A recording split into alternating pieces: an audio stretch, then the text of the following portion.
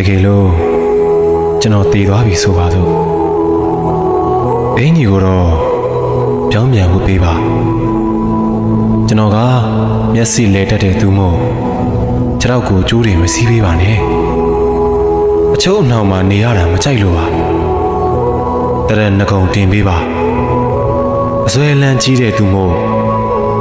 အကျွတ်မလို့ဖြစ်မှာဆိုတယ်စပယ်ပန်းလေးတွေပတ်လည်မှာထည့်ပေးပါအဲ့ဒီအနံ့လေးကိုကျွန်တော်သိကြိုက်လို့ပါ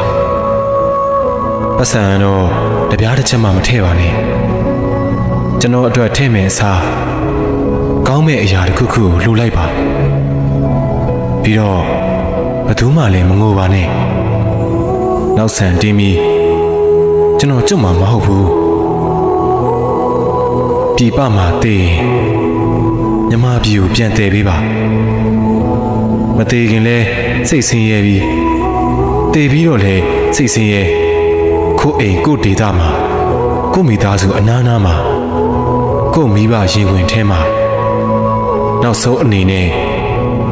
ထိတွေ့ခင်ရခြင်းလို့ပါကျွန်တော်သူများနိုင်ငံမှာမပြောဘူးမနေခြင်းဘူးအိမ်ကိုအရန်ပြန်ခြင်းနဲ့ရက်လေလေမလောက်ပါနဲ့တလားပြည့်ပဲလှုပ်ပေးပါမိသားစုအနားမှာ31ရက်လောက်လေးနေခြင်းရုံမှာအေးလဲမတကြိုပါနဲ့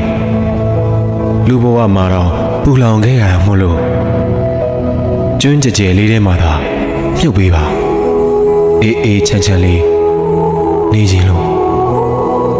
ကျွန်တော်အဖော်ပန်းပင်လေးတွေစိုက်ပေးပါအနံ့လေးတွေမှုေးတော့အေးလို့ပြောတာပေါ့အထူးမှားကျင်တာကတော့ကျွန်တော်ကိုလွမ်းမပြပါနဲ့ကျွန်တော်ကြောင့်မြေမကြပါနဲ့ကျွန်တော်တက်ပုံတွေကိုထုံးမကြည့်ပါနဲ့အစွဲလန်းကြီးလို့မကျွတ်မလို့ဖြစ်မှာကြောက်လို့ပါ